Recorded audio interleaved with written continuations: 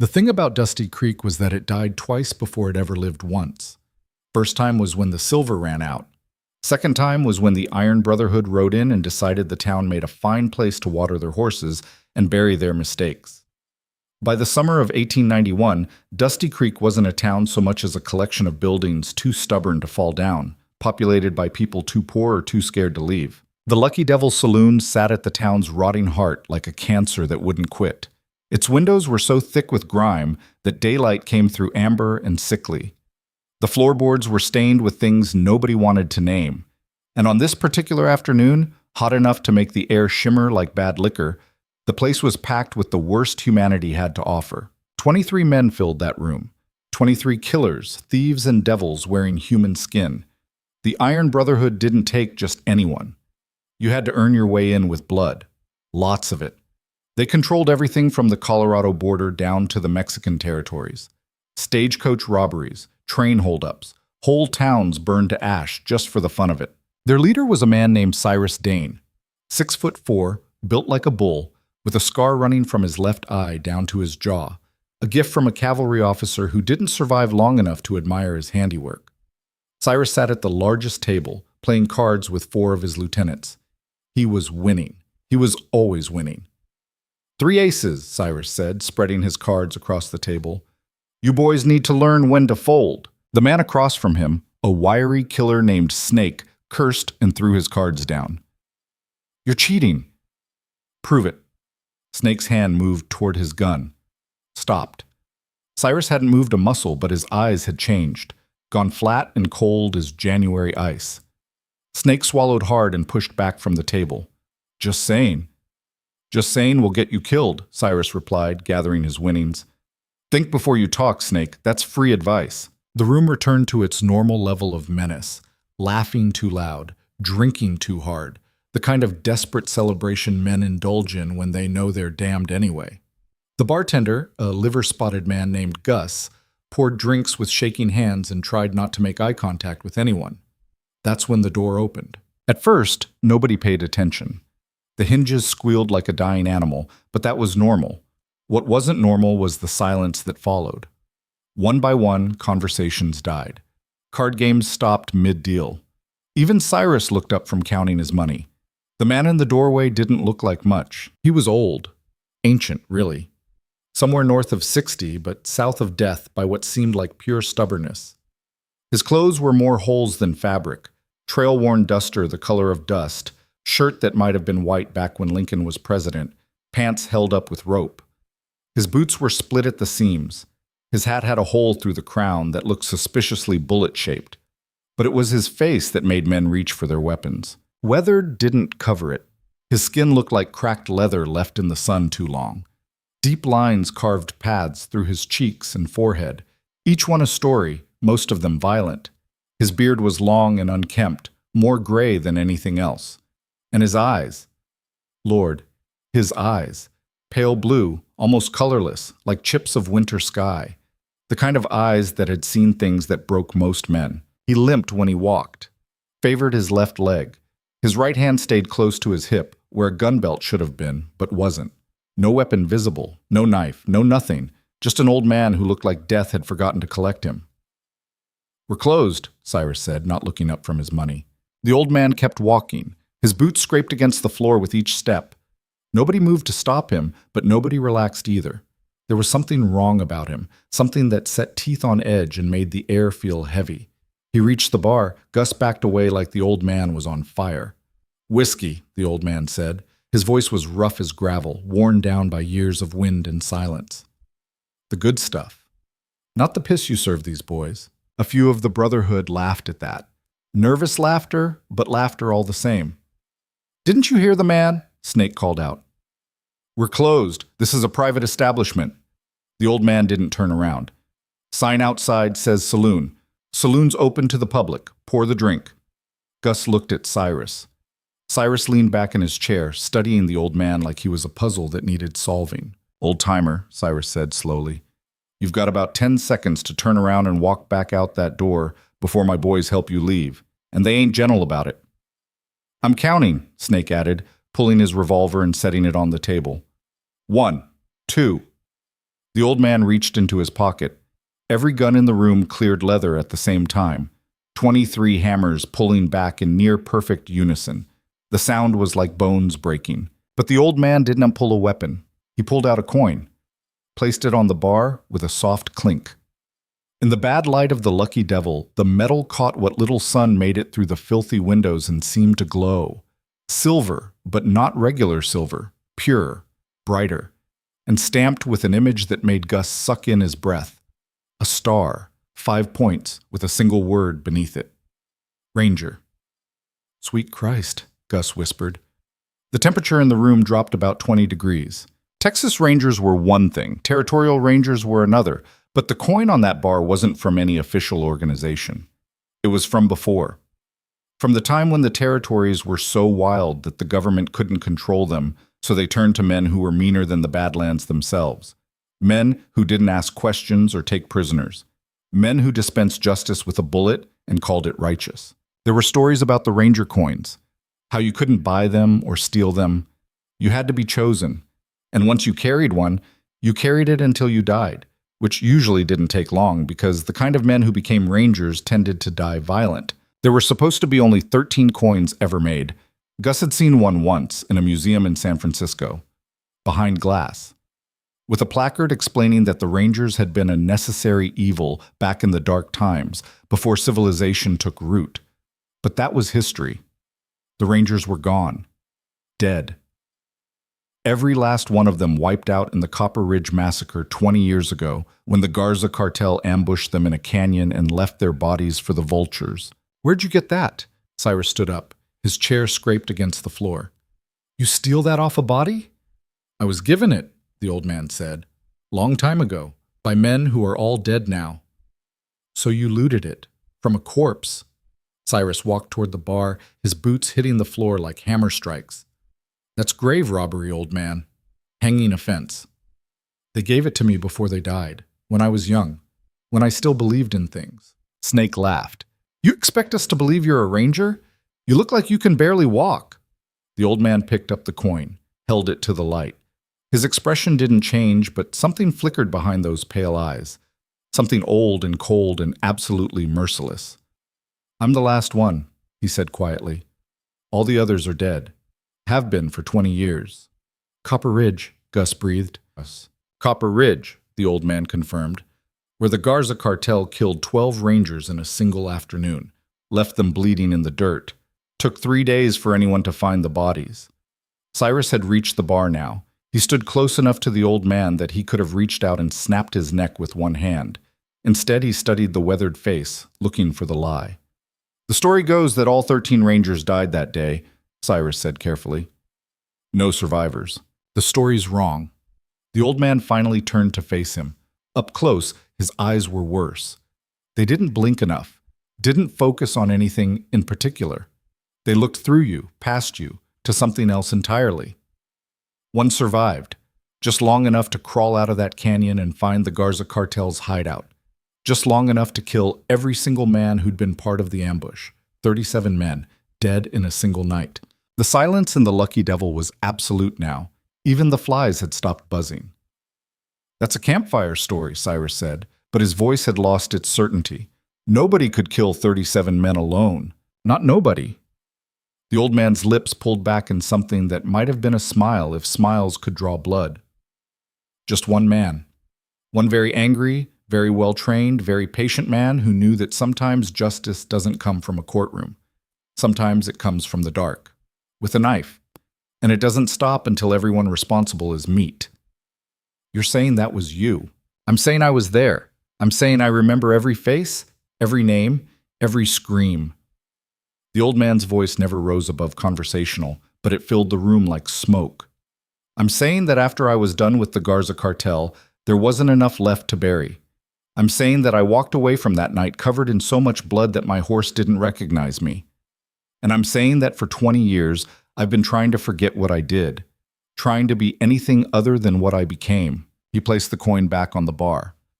But some things don't wash off, he continued. Some things stay with you. And some men like you, Cyrus Dane, remind me that maybe I wasn't wrong. Maybe the world still needs monsters to hunt monsters. Cyrus's hand moved to his gun. How do you know my name? I know everyone's name in this room. I've been watching this town for 3 days, learning, preparing. The old man's voice remained calm, flat. I know you killed the sheriff last month when he tried to arrest one of your boys. I know you burned the church because the pastor refused to let you stable your horses there. I know you've been running guns to the Apache, taking payment and stolen women and children that you sell across the border. I know every crime, every victim, every sin. Then you know what we'll do to you, Cyrus said quietly. I know what you'll try to do. The old man turned back to the bar. Gus, the whiskey, please. Gus looked at Cyrus. Cyrus gave a tiny nod. Gus poured with shaking hands, sloshing half of it over the rim. The old man picked up the glass and downed it in one swallow. Didn't cough. Didn't grimace. 20 years, he said, setting the glass down. 20 years I've been running from what I am, living quiet, trying to convince myself that I could be normal, that I could forget. He laughed once, a bitter sound like tearing cloth. But you boys, you reminded me.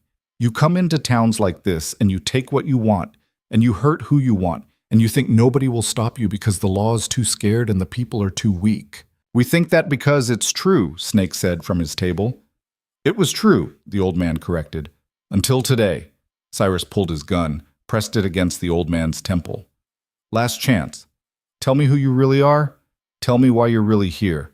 Tell me the truth, or I decorate this bar with your brain. The old man smiled. It was the saddest, most terrifying smile any of them had ever seen. My name, he said softly, is Elijah Cole. Some folks used to call me the Wraith of the Badlands. Others called me the Devil's Shepherd because I sent so many souls to hell. But mostly they just called me by my rank. He paused, his pale eyes fixed on Cyrus with an intensity that made the big man flinch. Ranger Cole, first class, badge number 7. And I'm here to give you a choice. What choice? Cyrus's finger tightened on the trigger. Leave this town by sunrise tomorrow, Elijah said. Ride out. Don't come back. Live out your miserable lives somewhere else, and I'll let you live. The Brotherhood erupted in laughter. It bounced off the walls, harsh and mocking. Or? Cyrus pressed the gun harder against Elijah's skull.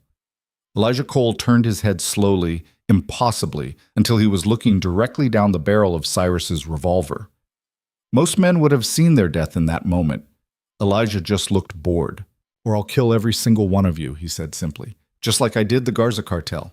Just like I've done to every group of devils who thought they were beyond justice. I'll hunt you, I'll find you, and I'll end you. Not because I want to, not because it'll make me feel good, but because someone has to. And there's nobody left but me. Cyrus stared at him for a long moment. Then he lowered his gun and started laughing. You hear this? He called to his men. This walking corpse is threatening us. This old man who can barely stand is going to kill all 23 of us. He wiped tears from his eyes. Old-timer, I'll give you credit. You've got imagination, but that's all you've got. Snake, show our guest what we do to people who threaten the Brotherhood. Snake stood up, cracking his knuckles. He was a big man. Not as big as Cyrus, but big enough. Muscle layered on muscle, with hands the size of dinner plates and a reputation for beating men to death with his bare fists. Gonna enjoy this, Snake said, rolling his shoulders. Elijah didn't move, didn't turn around, just stood at the bar looking at his empty glass. Last chance to reconsider, he said quietly. For you or for me? Snake laughed, reaching for Elijah's shoulder. What happened next took 3 seconds. Elijah's right hand moved. It didn't look fast, it looked casual, almost lazy. But suddenly Snake's wrist was caught in an iron grip. There was a sound like a branch snapping. Snake opened his mouth to scream, but Elijah's left hand shot up and caught him by the throat, cutting off the sound. Then Elijah moved. He spun, using Snake's momentum against him, and slammed the big man face first into the bar with enough force to crack the wood. Blood exploded from Snake's nose. Before anyone could react, Elijah had twisted Snake's broken wrist behind his back and shoved him to the floor, one knee planted between his shoulder blades. The entire sequence lasted less time than it took for most of the Brotherhood to register that something had happened. Jesus Christ, someone whispered. Elijah looked up. His expression hadn't changed. Calm, almost serene. But his eyes had gone absolutely flat, The eyes of a man who'd turned off every human part of himself and become something else, something mechanical, something designed only to hurt and kill. "Anyone else?" he asked. 5 men went for their guns. Elijah moved again, and this time there was no pretending it was slow. He was across the room before the first gun cleared leather. His hand, just his hand, no weapon, struck the nearest man's throat with surgical precision. The man went down choking, his pistol clattering to the floor. The second man managed to raise his revolver. Elijah caught his wrist, twisted, and the gun discharged into the ceiling. Before the echo faded, Elijah had driven his elbow into the man's solar plexus and swept his legs out from under him. The third and fourth men fired. They missed, not because Elijah dodged, because he'd already read their intentions in their body language and wasn't where they'd expected him to be. He was inside their reach, too close for guns to matter. A palm strike to one man's jaw, a knee to another's ribs. Both went down hard. The fifth man was smarter. He backed up, keeping distance, trying to get a clear shot. Elijah picked up the whiskey bottle from the bar and threw it in a single fluid motion. It hit the man square in the face, exploding in a shower of glass and alcohol. The man staggered back, blind and bleeding. Elijah was on him in an instant, disarmed him, threw him into the wall hard enough to leave a dent. Then he stopped, stood in the center of the lucky devil, surrounded by groaning, bleeding men, not breathing hard, not looking satisfied or angry or anything at all, just waiting.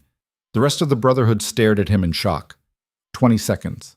That's all it had taken. 6 men down, and the old man hadn't even pulled a weapon. "I was a ranger for 12 years, Elijah said into the silence. "I've forgotten more about fighting than most men ever learn.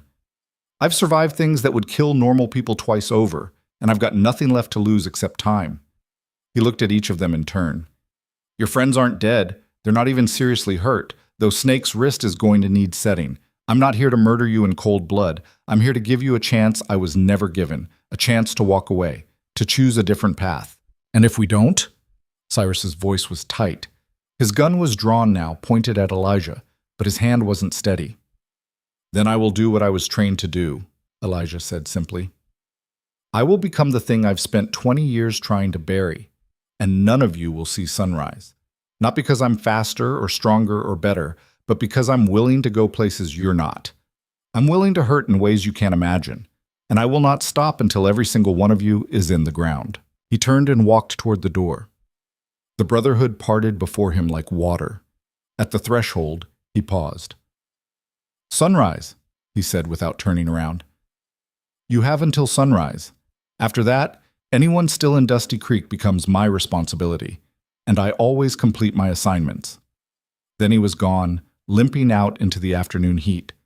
For a long moment, nobody moved. Nobody spoke. Then Cyrus holstered his gun and walked to the window, watched the old man disappear down the street. "Boss?" one of his lieutenants asked quietly. "What do we do?" Cyrus was quiet for a long time. "We kill him," he finally said. "We kill him slow. We kill him public. And we make sure everyone in this territory knows what happens to people who threaten the Iron Brotherhood." He turned from the window, his scarred face twisted with rage. "Send word to the others. I want every man we have in Dusty Creek by midnight. I want twice as many guns as he has bullets. I want this town turned into his grave." "All that for one old man?" "That old man," Cyrus said quietly, "just took down 6 of our best fighters without breaking a sweat. That old man might actually be who he says he is. And if there's even a chance that the stories are true, if there's even a chance that he really is Elijah Cole, the Wraith of the Badlands, then we don't take chances. We bring everyone. And we end this before he has time to prepare." He smiled, but there was no humor in it. "Besides," Cyrus added, "when word gets out that we killed a legend, our reputation will be untouchable. Nobody will ever question us again." Outside, the sun beat down on Dusty Creek with merciless intensity. The streets were empty, the buildings sagged, and somewhere in that dying town, an old man who'd tried to forget how to be a monster was remembering very carefully indeed. The night was going to be long, and come sunrise, one way or another, Dusty Creek was going to learn the difference between stories and truth. The difference between fear and legend.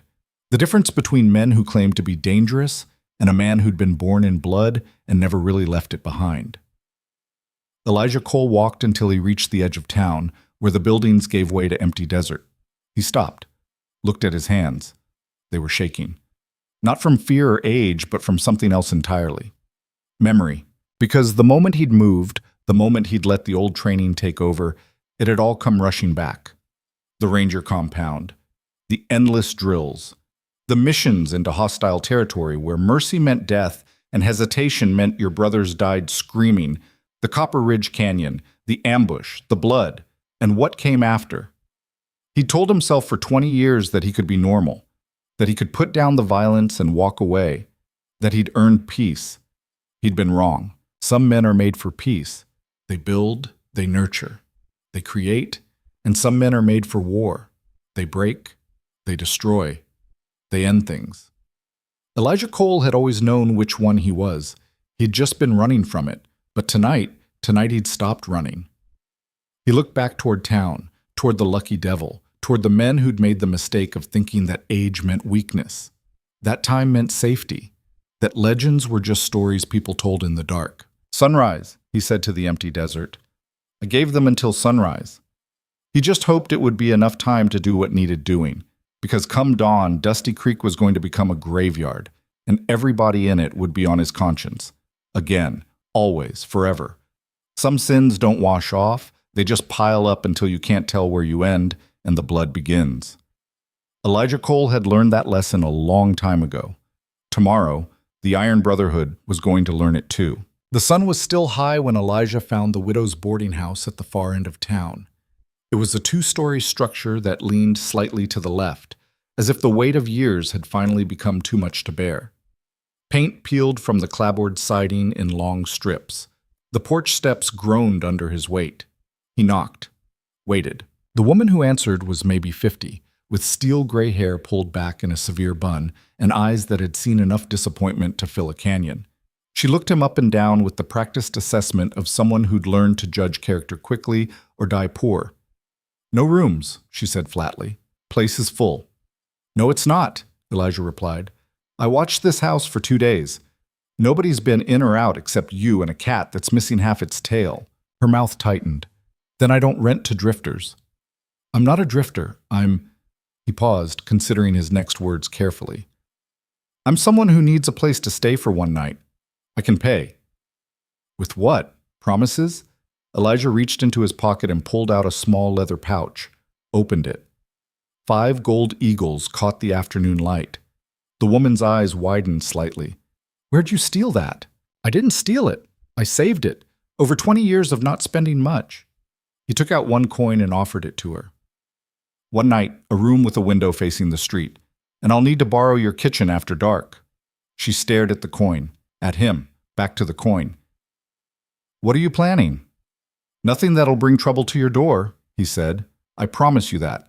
Your promises aren't worth much if you're dead. And the way you were limping up my steps, you look about 1 strong wind away from the grave. Maybe. Elijah's expression didn't change. But not tonight. Something in his voice made her take the coin. She stepped aside, opening the door wider. Name's Martha Hendricks, she said. I run a respectable establishment. No drinking, no gambling, no women, no fighting. Yes, ma'am. And if the Brotherhood comes here looking for you, I'm telling them where you are. I've got enough problems without adding more. That's fair, Elijah said. Though if they come here, you should probably be somewhere else. Martha led him up narrow stairs that creaked with each step. The hallway smelled like old wood and older memories. She opened a door at the far end. The room was small. A bed that sagged in the middle. A washstand with a cracked basin. A single window with curtains that had once been white. But it was clean, and it was quiet, and it was exactly what he needed. Kitchen's downstairs, Martha said from the doorway. What exactly are you planning to cook? Not cook, prepare. Elijah set his few belongings on the bed. Tell me about this town, Mrs. Hendricks, before the Brotherhood came. What was it like? She was quiet for a moment, her hand on the doorframe. It was good, she said finally. Not rich, but good. People helped each other. We had a school, a real doctor, families. Her voice had gone soft, remembering. My husband ran the general store. We had plans. We're going to expand, maybe open another location in Silver Ridge. What happened to him? The Brotherhood happened 3 months ago. He told them they couldn't take supplies without paying. They shot him in the street. Her knuckles were white where she gripped the doorframe. Sheriff tried to arrest them. They hanged him from the church bell tower. After that, nobody fought back anymore. What was the point? There's always a point, Elijah said quietly. Is there? You going to give me back my husband? You going to undo 3 months of hell? Martha's voice cracked slightly. I saw what you did at the Lucky Devil. Words already spreading. You humiliated them, made them look weak. You think they're just going to ride away at sunrise? You think men like that forgive? No, Elijah admitted. I don't think they'll forgive. I'm counting on it. Then you're a fool, or crazy, or both. She turned to leave, then stopped. There are other people here, you know, in this town. People who didn't ask for any of this. When the shooting starts, and it will start, those people are going to die. You thought about that? Every minute since I walked through those saloon doors. And you're doing it anyway. Yes, ma'am. Martha studied him for a long moment. You really think you can win, one man against all of them? I think I can try, Elijah said. That's all anyone can ever do. She left without another word, pulling the door shut behind her. Elijah sat on the bed and felt it sag beneath him. His leg ached where he'd taken a bullet during the Copper Ridge massacre. The wound had never healed right, left him with a permanent limp and a barometer for incoming weather. Right now it was screaming at him. He lay back and stared at the water-stained ceiling. Somewhere in the distance he could hear horses, lots of them. The Brotherhood was calling in reinforcements, just like he'd expected. They'd come at him with everything they had, 50 men, maybe more, against one old ranger who could barely walk without pain. The smart thing would be to leave, slip out the back, steal a horse, ride until Dusty Creek was just another bad memory. He'd done it before, could do it again. But something had broken inside him at the Lucky Devil, some dam he'd built to hold back 20 years of guilt and rage and grief. When he'd moved, when he'd let the old training take over, it had felt right in a way nothing else had for 2 decades. Like he'd finally stopped lying to himself about what he was. He wasn't a farmer, wasn't a prospector, wasn't a peaceful man trying to make an honest living. He was a weapon, honed and sharpened and built for one purpose only. And weapons didn't retire. They just got used until they broke. The sun crawled across the sky. Elijah watched its progress through the window, marking time. At 4 o'clock, he got up and went downstairs. Martha was in the kitchen, kneading bread dough with more force than strictly necessary. Need to borrow this, he said, gesturing at the room. Fine, just don't make a mess. She left, wiping flour from her hands. Elijah went to work. First, he checked the back door, unlocked it, oiled the hinges so they wouldn't squeak, propped a chair against the wall nearby, close enough to grab if he needed to go out fast, far enough away not to be obvious. Then he moved through the house, checking sight lines. Which windows offered the best views of the street? Which walls would stop bullets and which wouldn't? Where a man could hide if he needed to? Where bodies would fall if things went wrong? It was old training, automatic, like breathing. By the time Martha returned, he was sitting at the kitchen table, drawing on a piece of paper with a bit of charcoal. What's that? She asked. Map of the town. He marked X's at various points. The Lucky Devil here, your boarding house here, the general store, the church, the stable, every building the Brotherhood uses. Why? Because if I'm going to do this, I need to know the ground, need to understand the terrain, need to plan for every variable. He looked up at her. How many people are left in this town? Real people, I mean. Not Brotherhood. Maybe 30, maybe less. Most everyone else left after... She trailed off. After your husband. After everything. She sat down across from him. There's old man Patterson who runs the stable. Sarah Chen at the general store. She took it over after my husband died.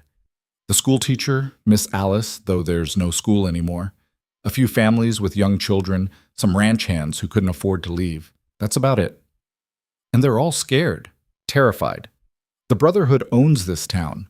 Everyone knows it. The law won't help because there is no law.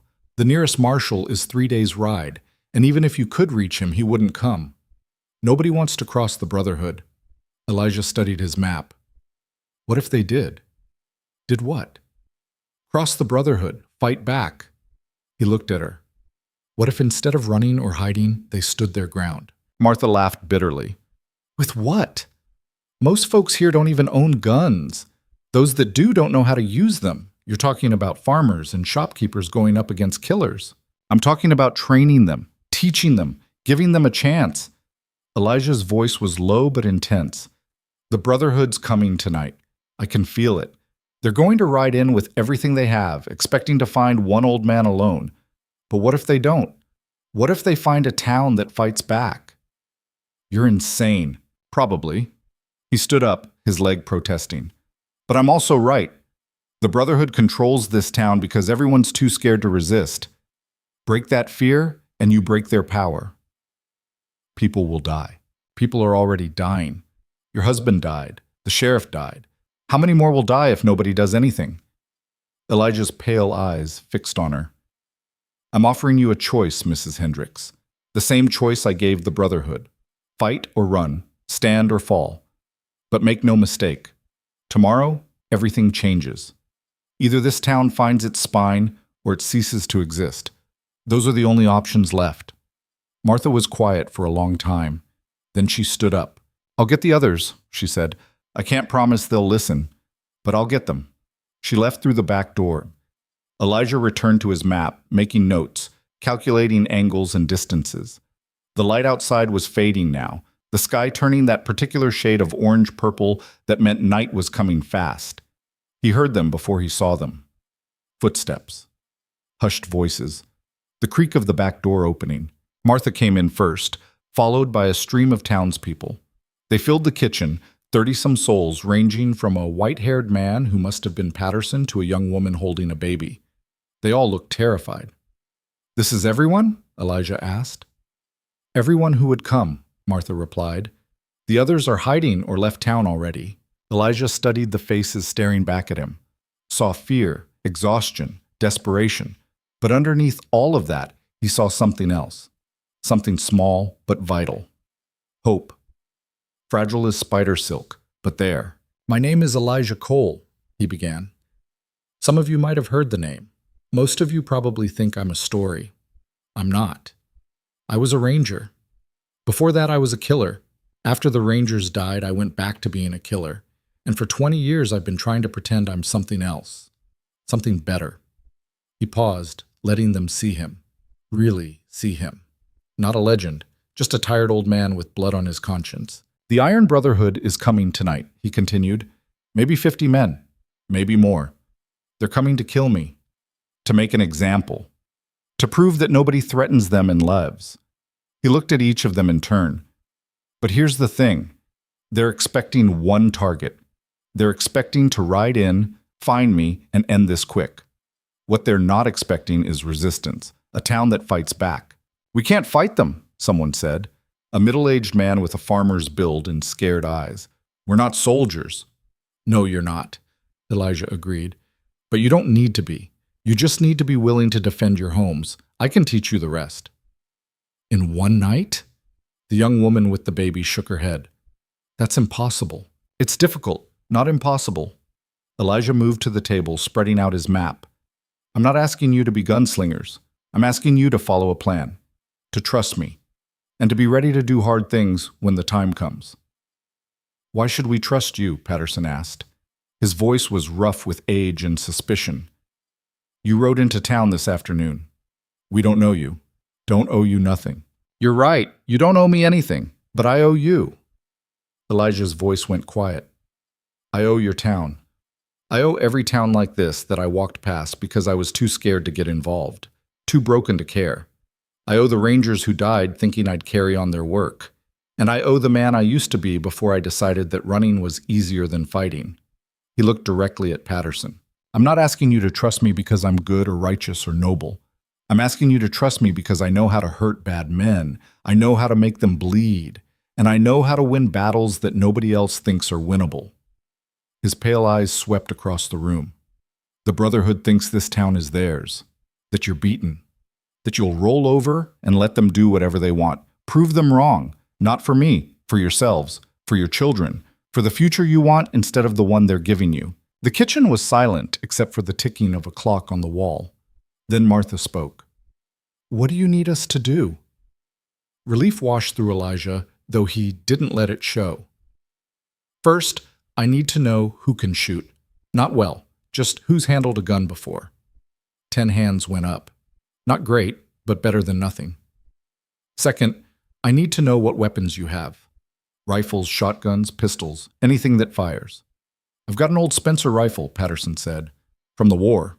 2 hunting rifles in my store," Sarah Chen added, "and a box of ammunition." Others chimed in. By the time they were done, Elijah had counted 15 weapons. Not enough. Not nearly enough. "We're going to need more," he said. "The Brotherhood keeps an armory in the building next to the saloon. About 20 rifles plus ammunition. We're going to steal it."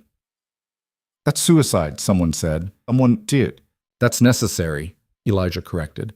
"And we're doing it now, while most of them are still out rounding up reinforcements. Patterson, you're with me. The rest of you stay here. Martha will explain the plan."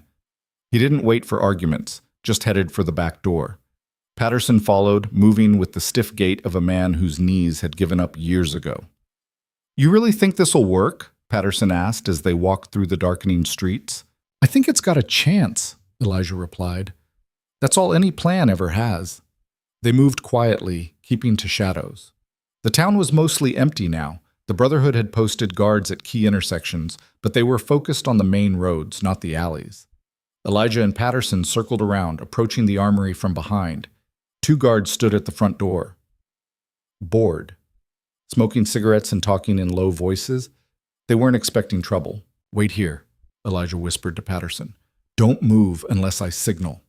He slipped around the side of the building, testing windows. The third one was unlocked.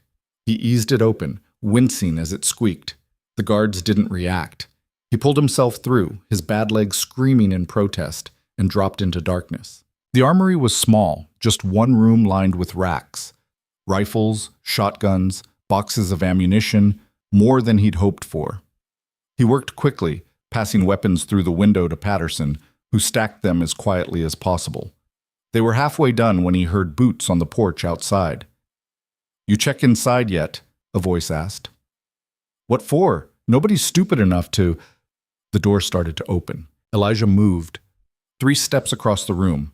His hand found a rifle barrel in the darkness. He swung it like a club just as the door opened fully, catching the first guard across the temple. The man went down without a sound. The second guard barely had time to register what happened before Elijah was on him. A hand over his mouth, an arm around his throat. Pressure on the carotid arteries, not enough to kill, just enough to shut off blood to the brain. The guard struggled for maybe 5 seconds before going limp. Elijah lowered him to the floor, checked both men's pulses. Still alive. Good. He finished loading weapons through the window, then climbed out himself. Patterson stared at him with something close to awe. "You barely made a sound." "Practice," Elijah said shortly. "Help me carry these." They made 3 trips, moving weapons from the armory to the boarding house.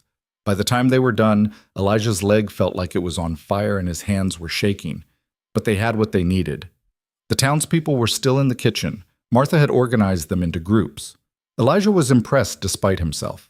"Listen up," he said, setting down the last rifle. "Here's the plan. The Brotherhood's going to come in from the east. That's the main road into town.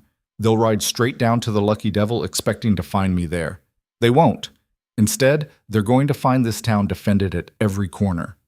He pointed to his map.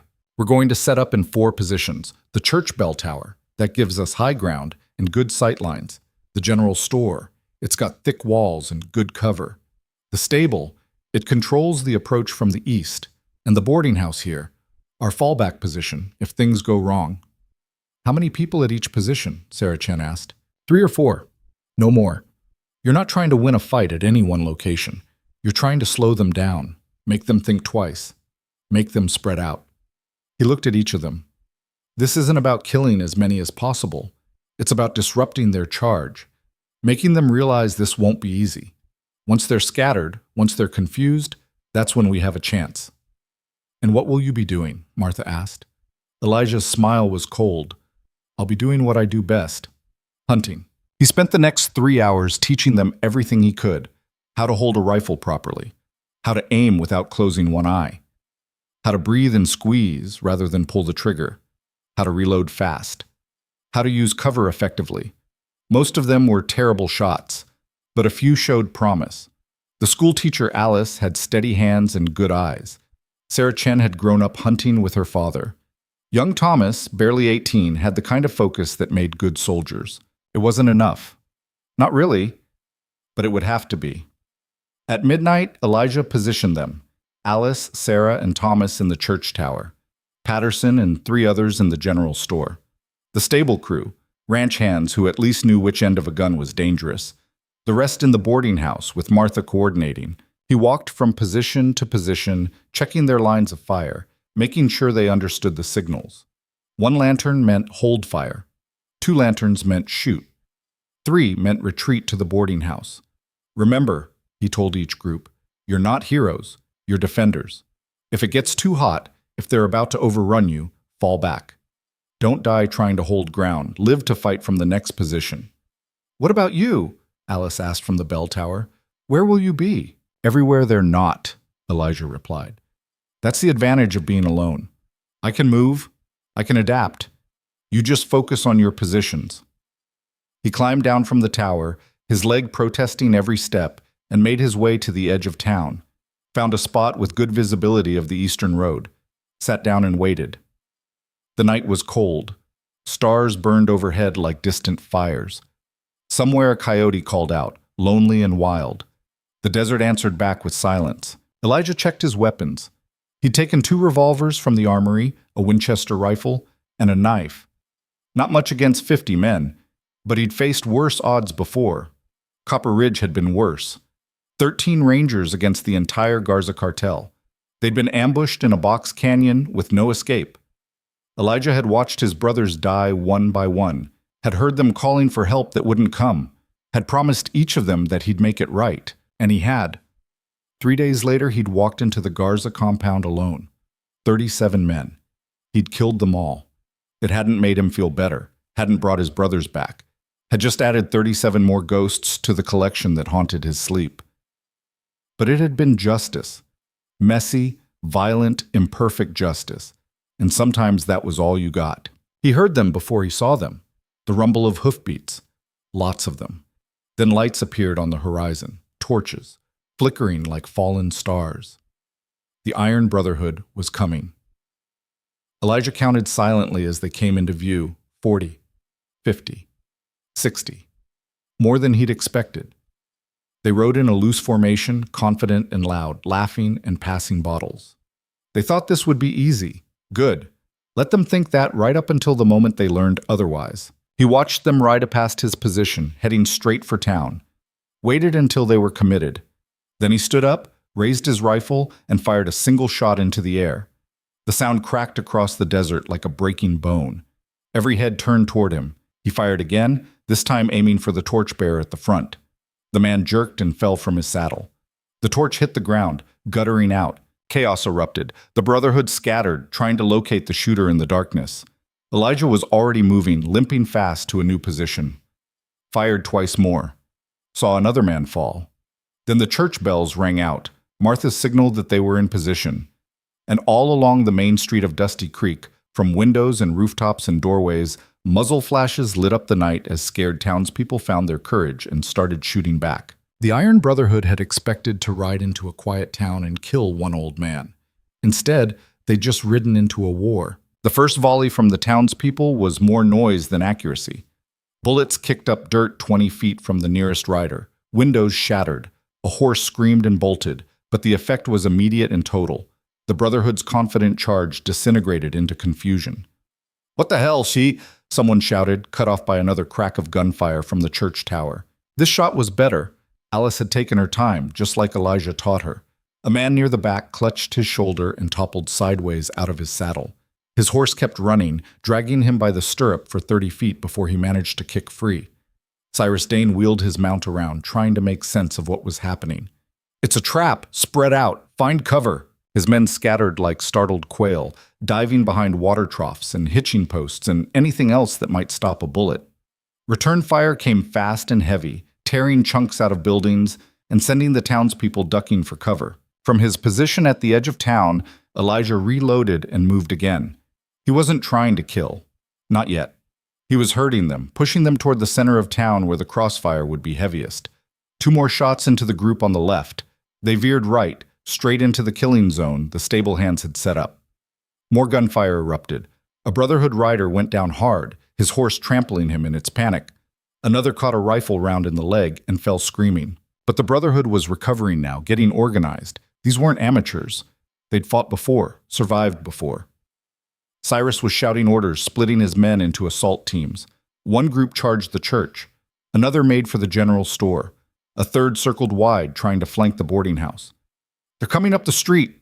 Sarah Chen's voice was high and tight with fear, carrying from her position in the store. "There's too many!" "Hold position," Elijah shouted back, moving through the shadows toward the church team. "Wait for them to commit." The Brotherhood men rushing the church had dismounted, using their horses as mobile cover. Smart. Harder to hit. They fired as they advanced, keeping the defenders' heads down. Alice got off one more shot before they reached the church doors. Missed. Then they were inside, boots thundering on the wooden floor, heading for the stairs to the bell tower. Elijah was already there. He'd circled around through the back alley, climbed through a broken window into the church proper. Now he crouched in the darkness beneath the choir loft, watching 3 men pound up the stairs. Heard Alice scream, a gunshot, then silence. His heart seized. He was moving before conscious thought caught up, taking the stairs 3 at a time despite his protesting leg. Burst into the bell tower to find Alice backed against the wall, rifle empty, facing down 2 Brotherhood men with drawn pistols. The third man was on the floor, blood spreading from his chest. Alice had gotten one after all. "Drop it, old man," one of the gunmen said without turning around. He must have heard Elijah's ragged breathing on the stairs. "Or we paint this tower with her brains." Elijah lowered his rifle, let it clatter to the floor. "Good. Now step where I can see you." He did. Hands raised, face calm. The gunman finally turned to look at him. Recognition flashed across his face. You're the one who—" Elijah threw the knife. He'd palmed it while raising his hands, old ranger trick. The blade tumbled twice and buried itself in the gunman's throat. The man made a wet gurgling sound and dropped. The second gunman spun, bringing his pistol around. Too slow.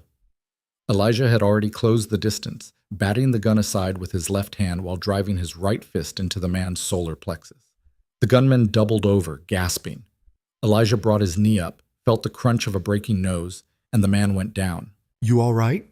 Elijah asked Alice, breathing hard. She was shaking, staring at the bodies. I killed him. I killed that man. You defended yourself. There's a difference." He picked up his rifle, checked the load. "Can you keep shooting?" I don't know if yes or no. I need to know right now." She looked at him, swallowed hard, nodded. "Good. Stay low. Aim center mass. Don't think about what you're doing. Just do it." He moved to the tower window, assessed the street below. "I have to get back out there. You'll be okay?" Another nod. Steadier this time. He left her reloading with shaking hands and descended the stairs. Outside, the battle had intensified. The general store was taking heavy fire. He could see muzzle flashes in the windows, hear Sarah shouting at her people to fall back to the second room. The stable was holding, but barely. And the boarding house group had engaged the flanking team in vicious close quarters fighting among the buildings. Elijah ran, limped, really, toward the thickest fighting. Near the general store, 5 Brotherhood men had taken cover behind an overturned wagon and were systematically destroying the storefront with concentrated fire. He came at them from behind. The first man never knew what hit him. Elijah brought the rifle stock down on the back of his skull, and he dropped like a cut string. The second man started to turn, but Elijah was already on him, driving the rifle barrel into his gut and then up under his chin. Teeth broke. The man went down. The other 3 scattered. One fired blindly over his shoulder as he ran. The bullet went wide by 3 feet. Elijah dropped to one knee, aimed, squeezed. The rifle kicked against his shoulder. The runner's leg buckled and he fell, screaming. The remaining 2 made it to cover behind a horse trough, started shooting back with more accuracy now that they had distance and target acquisition. Bullets whined past Elijah's head. He rolled behind the wagon they'd abandoned, came up firing, missed, fired again. The horse trough rang like a bell as his bullet punched through the metal. "Sarah!" he shouted. "You still in there?" "Barely!" Her voice came from inside the store. "We're almost out of ammunition.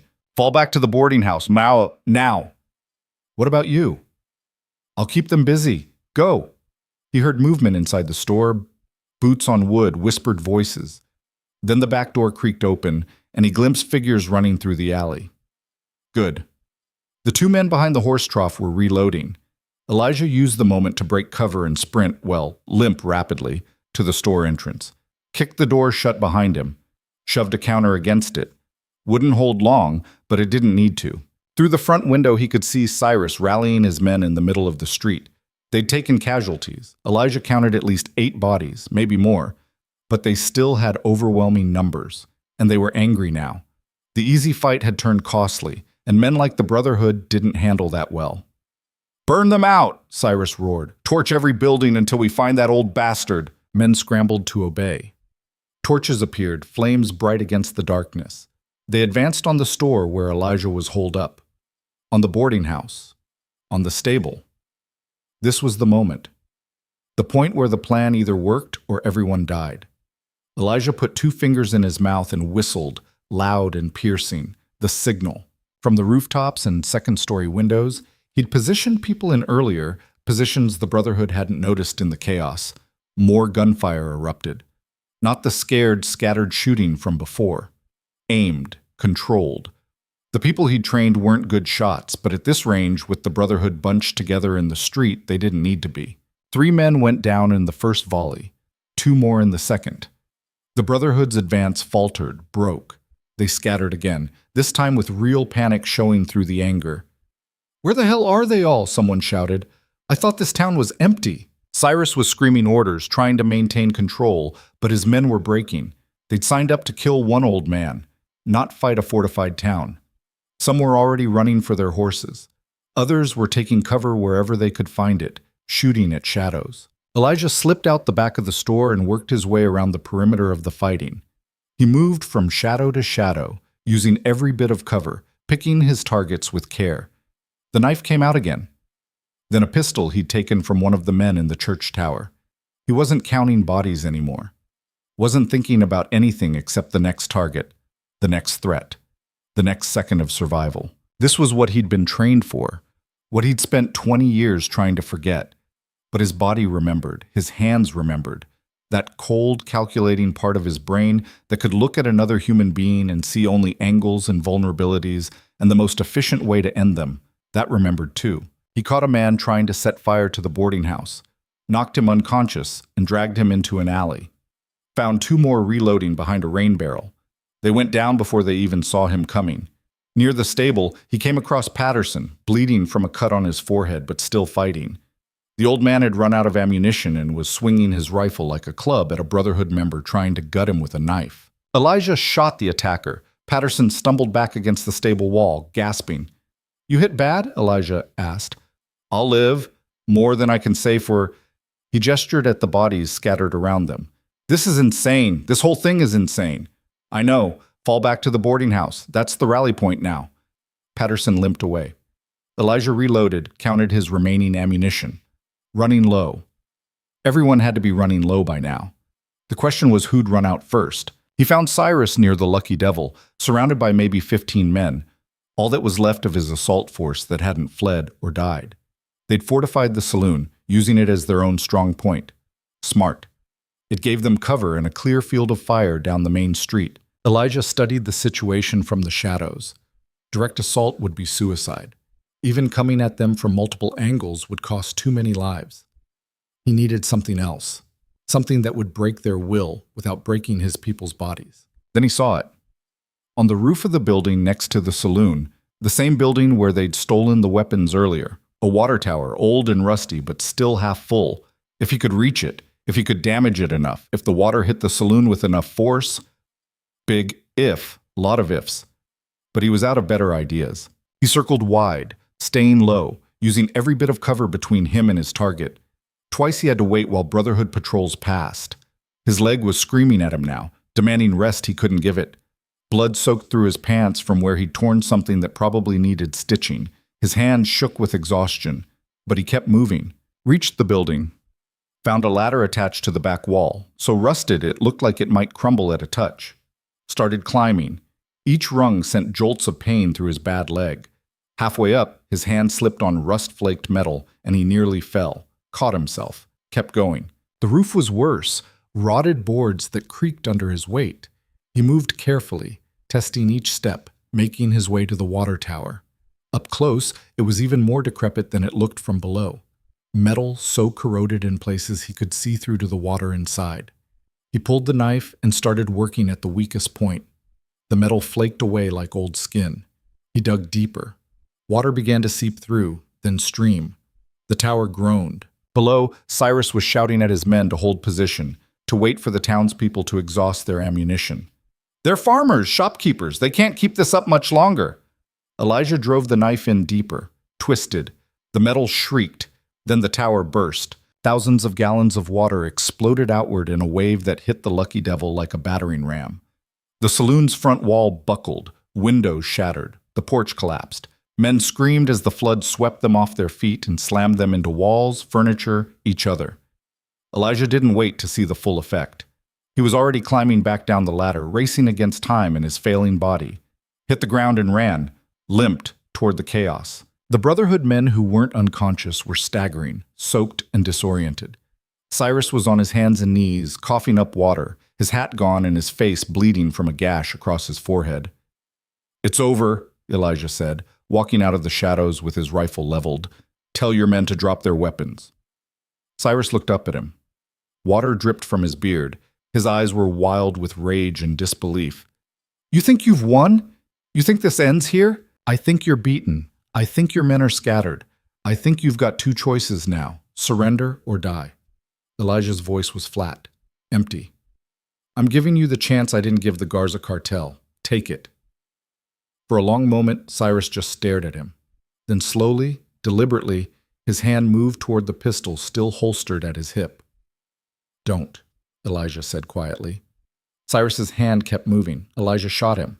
Not to kill. The bullet took Cyrus in the shoulder, spinning him around and slamming him back into the mud. He lay there, gasping, clutching the wound. "I said don't," Elijah repeated. He raised his voice, addressing the remaining Brotherhood men. "Anyone else want to try? Anyone else think this is worth dying for?" Silence. Then one by one, weapons clattered to the ground. "Smart." Elijah didn't lower his rifle. "Now move, all of you, to the center of the street where I can see you." They obeyed, helping wounded comrades, moving slowly. Elijah counted 15 still standing. Combined with the ones who'd fled earlier and the bodies scattered throughout town, that meant maybe half the Brotherhood was accounted for. The rest had run. Good. Let them spread the word about what happened here. Martha emerged from the boarding house, followed by the other townspeople. They looked shell-shocked, covered in gun smoke and fear, but alive. Most of them, anyway. He saw gaps in their numbers. Sarah Chen was supporting a man who'd taken a bullet in the side. Young Thomas had a bandage around his head, blood soaking through. "Is everyone—" Elijah couldn't finish the question. "We lost 2, Martha said, her voice thick. Mr. Henderson from the stable, and Margaret Wu from the boarding house. 3 more are hurt bad.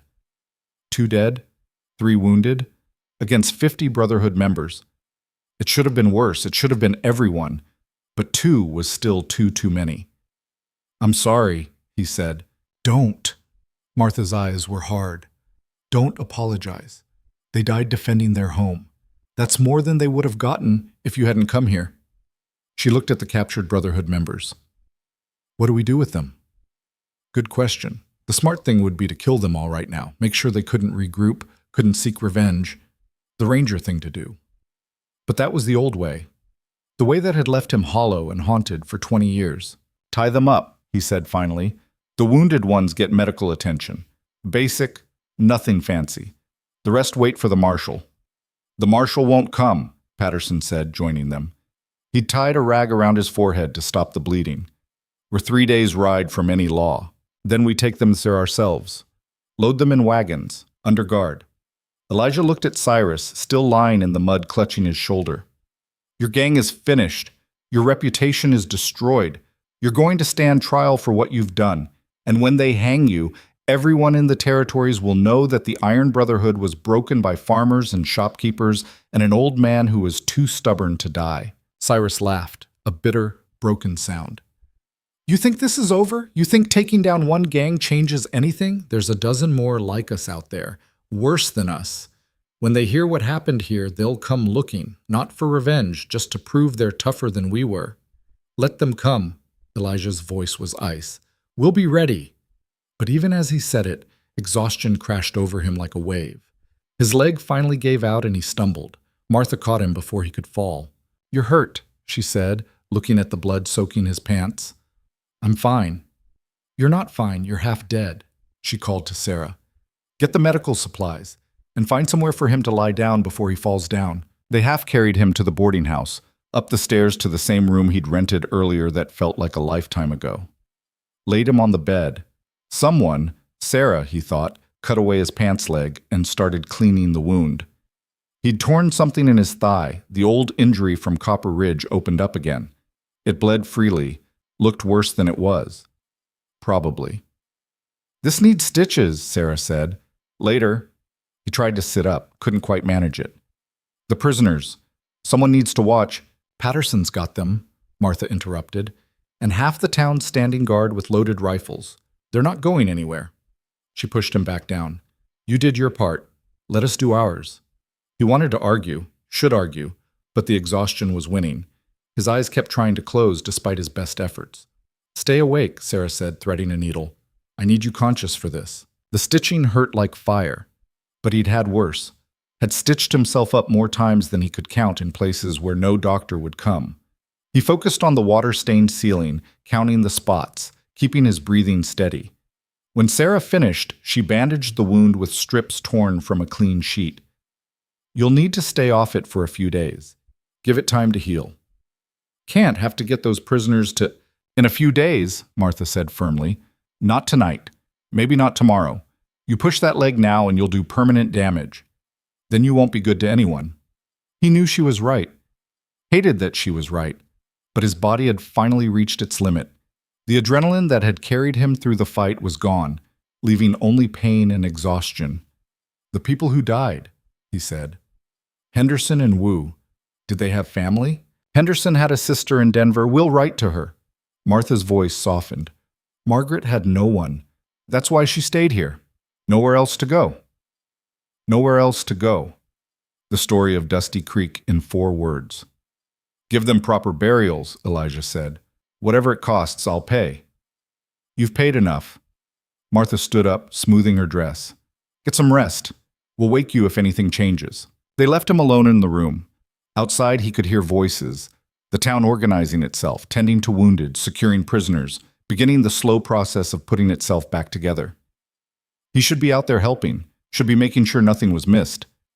But his eyes closed despite his intentions, and sleep took him under like a stone sinking into dark water. He dreamed of Copper Ridge, of the canyon walls closing in, of his brothers falling one by one while he lay bleeding among the rocks, unable to help, unable to do anything but watch them die, of the promise he'd made to their fading faces, of the night he'd kept that promise in blood and darkness, and of the face of the last man he'd killed that night. A boy, really, couldn't have been more than 17. The boy had looked at him with terror and confusion, not understanding why his death was necessary. Elijah hadn't tried to explain, had just pulled the trigger and moved on to the next target, because that's what Rangers did. They completed the mission. They delivered justice. They didn't let feelings get in the way. He woke up gasping, covered in cold sweat. The room was gray with pre-dawn light. His leg throbbed in time with his heartbeat. Someone had covered him with a blanket at some point during the night. Downstairs, he heard voices. Movement. The town was already awake, already working. He forced himself to sit up, then stand. His legs screamed protest, but held. He limped to the window and looked out at Dusty Creek. The main street was a wreck. Buildings riddled with bullet holes. The Lucky Devil's porch collapsed. Debris everywhere. But people were out there cleaning up, boarding over broken windows, sweeping away spent cartridges, working together, building something. He watched them for a long time, these people who'd found courage when they needed it most. who'd stood and fought when running would have been easier, who'd proven that ordinary people could become extraordinary when pushed hard enough. Maybe Cyrus had been right. Maybe other gangs would come, testing themselves against the town that broke the Brotherhood. Maybe this victory was temporary, just one battle in a war that would never truly end. But for now, in this moment, watching the sun rise over Dusty Creek, Elijah allowed himself to feel something he hadn't felt in 20 years. Hope. Small and fragile as a candle flame. But there, someone knocked on his door. Martha entered with a tray, coffee, bread, something that might have been eggs. "You should be resting," she said, setting the tray on the washstand. "So should you." "I'll rest when I'm dead." She poured coffee into a chipped cup, handed it to him. "The prisoners are secured. We've got 24-hour watch rotation set up. Patterson's organizing a supply run to Silver Ridge. We need more ammunition and medical supplies, and someone needs to ride to the marshal's office, let them know what happened." "I'll go." "You will not. Your leg needs at least another day before you try riding." She gave him a look that brooked no argument. "Thomas volunteered. He's young, fast, and expendable if things go wrong. No offense to Thomas, but we can't afford to lose you right now." "I'm not that important." "You're exactly that important." Martha sat down on the edge of the bed. These people, they found something last night. Courage, maybe, or just the knowledge that they don't have to roll over when bad men come calling. But that's fragile. They need to see you here, recovering, planning the next steps. They need to know this wasn't just one lucky night. He sipped the coffee. It was terrible. Chicory mixed with burnt beans. Tasted like home. "What happens when I leave?" he asked quietly. "Because I will leave, Martha. Eventually. This isn't my town. These aren't my people. I was just passing through." "Were you?" She studied his face. "Or did you stop running long enough to remember why you became a ranger in the first place?" He didn't have an answer for that. Outside, the sun climbed higher. Dusty Creek stirred and woke and began another day. And Elijah Cole, the last ranger, the wraith of the Badlands, the man who'd spent 20 years trying to forget what he was, stood at the window and wondered if redemption was possible, if monsters could become men again, if all the blood could ever wash clean. He didn't know. Probably never would. But for the first time in 2 decades, he was willing to try. Thomas rode out at first light, carrying letters to the marshal and enough provisions for a 3-day journey each way. Elijah watched him go from the boarding house window, coffee growing cold in his hands. The kid sat his horse well, rode with confidence. Young enough to still believe the law meant something, old enough to have earned the right to believe it after last night. "You think he'll make it?" Martha asked from the doorway. "If he doesn't run into trouble." Elijah turned from the window. "The Brotherhood's scattered, but that doesn't mean they're gone. Some of them will be licking their wounds, planning their next move." "You think they'll come back?" "Eventually. Men like that don't forget." He limped past her, heading for the stairs. His leg protested every step, but staying idle felt worse. "Where's Cyrus?" "Locked in the root cellar under the general store. Sarah's got 3 men watching him around the clock." Martha followed him down. "He's been asking for you." "Has he now?" "Demanding, really. Says he'll only talk to you. Won't eat, won't cooperate with anything until he gets his conversation." Elijah stopped at the bottom of the stairs. "What do you think he wants?" "Does it matter? He's a prisoner. He doesn't get wants anymore." "Maybe." But Elijah's instincts were prickling. Men like Cyrus didn't ask for meetings unless they had leverage, or thought they did. "I'll talk to him, but I want someone else there. You, if you're willing." "Why me?" "Because you're smart enough to hear what he's not saying, and because if this goes wrong, someone needs to know what was said." They walked through town together. The morning was clear and cold, the kind of desert morning where every sound carried for miles. People were already working, repairing buildings, tending to the wounded, organizing supplies. A few nodded to Elijah as he passed. Most just stared, uncertain what to make of the old man who'd turned their world upside down. The general store had seen better days. Half its front windows were shot out, the door hung crooked on its hinges, and bullet holes decorated the walls like some kind of diseased constellation. But Sarah had swept away the glass and propped up the worst of the damage. The store was open for business, or what passed for it. "He's been quiet since midnight," Sarah said when they arrived. She looked exhausted, dark circles under her eyes, but her hands were steady on the rifle she carried. Kept asking when you'd come. I told him maybe never. I'm here now. Elijah tested his weight on his bad leg, grimaced. Open it up. Sarah led them to a back room, then pulled aside a rug to reveal a trap door. The root cellar beneath was deep and dark, meant for storing vegetables through the winter. Now it held one wounded crime lord and the wreckage of his ambitions. They descended a ladder, painful for Elijah, but he managed. At the bottom, a single lantern cast sickly yellow light across packed earth walls and shadows that seemed to move on their own. Cyrus sat against the far wall, hands bound, shoulder wrapped in bloody bandages that Sarah had changed reluctantly that morning. He looked smaller down here, diminished, but his eyes were still hard, still calculating. Took you long enough, he said. Been busy cleaning up the mess you made. Elijah lowered himself onto a barrel, taking weight off his leg. Martha tells me you wanted to talk, so talk. Cyrus smiled. It wasn't a pleasant expression. You think you won. That's what this is about, isn't it? You rode in here, played hero, saved the town. Feel good about yourself? Not particularly. You should. You beat the Iron Brotherhood, took down one of the most feared gangs in the territories. Cyrus shifted, wincing as the movement pulled his shoulder wound. But here's what you don't understand, old man. You didn't beat the Brotherhood, you beat me, and there's a difference. Get to the point. The point is that I'm one leader, one chapter. The Brotherhood has operations from here to the Mexican border, from the Colorado territories down to Texas. You think taking me down ends that? You think the other leaders are just going to pack up and go home? He laughed, a sound like grinding stones. They're going to come here, all of them, not to rescue me. They'll let me rot, but to make an example, to prove that what happened here was a fluke, an accident, something that won't happen again. Martha's hand tightened on her rifle. You're trying to scare us. I'm trying to save you. Cyrus looked directly at Elijah. Because I know what's coming. My second in command is a man named Rafe Garson. Makes me look like a Sunday school teacher. He's got 60 men under his direct control, and when he hears what happened here, he's going to see opportunity. Take down Dusty Creek, prove he's stronger than I ever was, and step into my shoes as the Brotherhood's chief warlord. When? Elijah's voice was flat. Week, maybe 2. Takes time to gather forces, plan an assault, but he'll come. And when he does, your little victory here won't mean a damn thing. He'll burn this town to bedrock, kill everyone in it, leave their bodies in the street as a warning to every other town in the territories. Silence filled the root cellar like floodwater. Why tell us this? Martha asked finally. What's in it for you? Survival. Cyrus's smile faded. You're going to turn me over to the marshal. I'm going to hang. That's already decided. But Rafe doesn't know that yet. Right now, he probably thinks I'm still in control here, just lying low while I plan my revenge.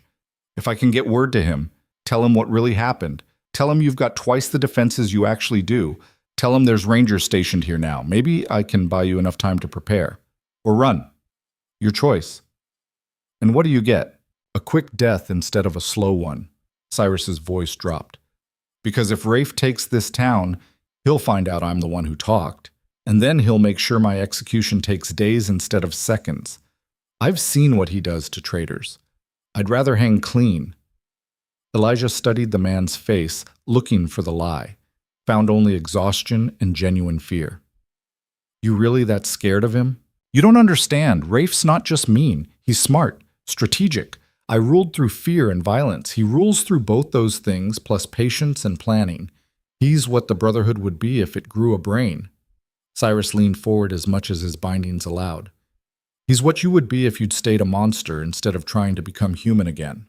The words hit harder than Elijah wanted to admit. How do we know you're not lying? Martha asked. How do we know this isn't some trick to get us to lower our guard? You don't. But ask yourself, what do I gain from lying? I'm already beaten, already captured, already dead. Cyrus's eyes never left Elijah's. I'm giving you the only thing I have left to give. Information, a warning. Use it or don't. But when Rafe rides in here with 60 armed men, don't say I didn't try. Elijah stood, his legs screaming protest. I'll think about it. Don't think too long. Every day you wait is a day Rafe gets closer. They climbed back out of the cellar, replaced the trap door, rolled the rug back over it. Sarah followed them outside into the morning sun that felt too bright, too clean after the darkness below. "You believe him?" Sarah asked. "Unfortunately, yes." Elijah squinted against the light. "He's too scared to be lying, and what he said makes sense. The Brotherhood's bigger than just Cyrus's crew. Taking down one leader doesn't end the organization." "So what do we do?" Martha's voice was carefully controlled, but Elijah heard the fear underneath. "We prepare, same as before, but better. We've got time now, a week, maybe 2. We use it." He looked at both women. "But first we need to tell everyone. Let them decide if they want to stay and fight or leave while they still can." "You'd let them leave?" Sarah sounded surprised. "I'd insist on it for anyone with children or anyone who can't fight. This isn't their battle. Wasn't supposed to be in the first place." Elijah started walking back toward the boarding house. "Call a meeting, this afternoon. Everyone who survived last night deserves to know what's coming." They gathered in the church, the only building big enough to hold everyone and still relatively intact despite the battle damage. 30 people, give or take. Some bandaged, some exhausted, all wary. They'd survived one impossible fight. The prospect of another didn't sit well. Elijah stood at the front, leaning on a cane Sarah had found for him. His leg throbbed with every heartbeat, and standing felt like a special kind of torture, but he forced himself upright. These people deserved to see him strong, even if it was a lie. "I've got bad news," he began. No preamble, no sugarcoating. "The Brotherhood's not finished. What we fought last night was one faction, one leader. There are more." He told them what Cyrus had said, about Rafe Garson, about the inevitable retaliation, about the odds they'd be facing if they chose to stay. The silence when he finished was heavier than the cellar's darkness. "How many men?" Patterson finally asked. 60. Maybe more if they pull in favors from allied gangs. "Against how many of us? 25 who can fight? 30? Patterson's laugh was bitter. "We barely survived last night, and that was with surprise on our side. How do we beat twice as many when they know we're here?" "Same way we did before. Preparation. Strategy. Using the terrain to our advantage." Elijah met each person's eyes in turn. "But I'm not going to lie to you. This will be harder, bloodier. Some of you won't survive. Maybe none of us will. That's the reality." "Then why stay?"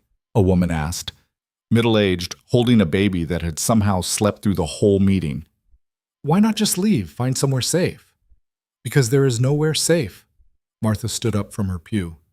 "Because the Brotherhood, or gangs like them, control everywhere in these territories. We run from here, we'll just end up in another town under another gang's thumb. At least here, we know the ground. We've got defenses. We've got each other." "We've got an old man with a limp and a bunch of farmers who barely know which end of a gun to point," someone else said. Not hostile, just honest. "You've also got experience now," Elijah said. "You fought last night. You know what it feels like. That's worth more than you think. Soldiers aren't born knowing how to fight. They're made, one battle at a time. And if we lose, then we lose fighting for something that matters. For our homes. For our right to exist without fear." He paused. "But I don't plan on losing." "What's the plan then?" Thomas had returned sometime during the meeting, covered in trail dust. "Because I rode 12 hours to get to the marshal's office. Know what I found? Empty. The marshal quit 2 months ago. Nobody's replaced him yet. We're on our own." The news settled over the crowd like a shroud. "Then we make our own law," Elijah said. "We defend ourselves. And we do it so thoroughly that every other gang in the territories thinks twice before coming here." "One speech doesn't make us an army," Patterson said. "No, but training does. Organization does. Determination does." Elijah straightened despite the pain. "I'm giving you a choice. Anyone who wants to leave, families with children especially, I'll personally escort you to Silver Ridge, or wherever else you want to go. No judgment, no shame. You've already done more than anyone had a right to ask. But anyone who stays needs to understand what that means. We've got maybe 10 days before Rafe arrives. 10 days to turn this town into a fortress. 10 days to become soldiers. And that means following orders, working until you drop, and trusting that I know what I'm doing." "Do you?" someone asked. "Know what you're doing?" Elijah smiled grimly. "I've been training soldiers and killing bad men since before most of you were born. Yeah, I know what I'm doing." The meeting broke up with no clear consensus. Some left immediately to pack. Others stayed, asking questions, making plans. By nightfall, 8 families had departed. 3 with young children, 5 who just couldn't face another battle.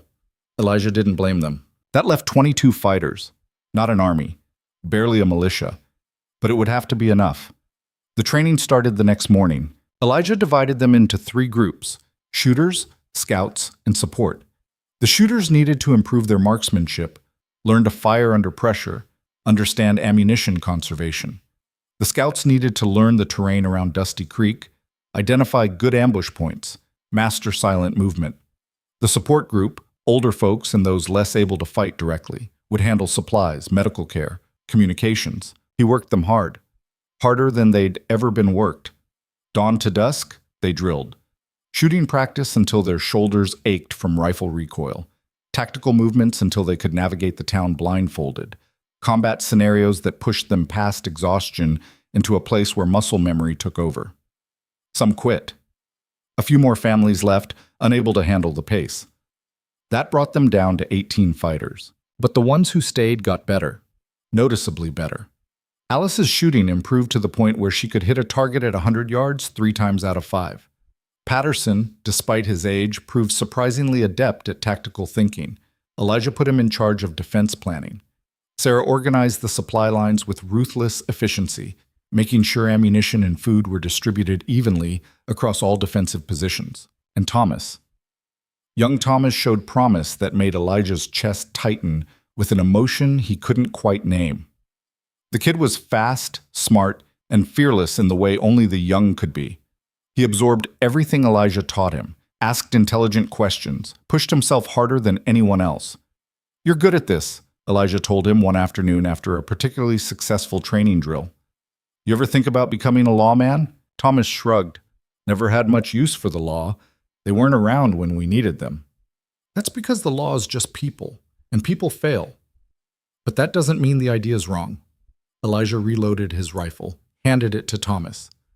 "Show me that maneuver again, the one where you flank from the blind side." Thomas executed it perfectly. Elijah watched with a mixture of pride and sorrow.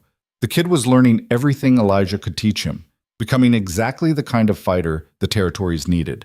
But Elijah remembered being that age, full of righteous certainty, believing that violence could fix everything. He also remembered what came after, the weight of it, the ghosts. "Don't become me," he said suddenly. Thomas looked confused. "What? I'm teaching you how to fight, how to kill. But don't become me. Don't let it consume you." Elijah's voice was rough. "There's a difference between defending what you love and loving the defense. You understand?" "I think so." "Good.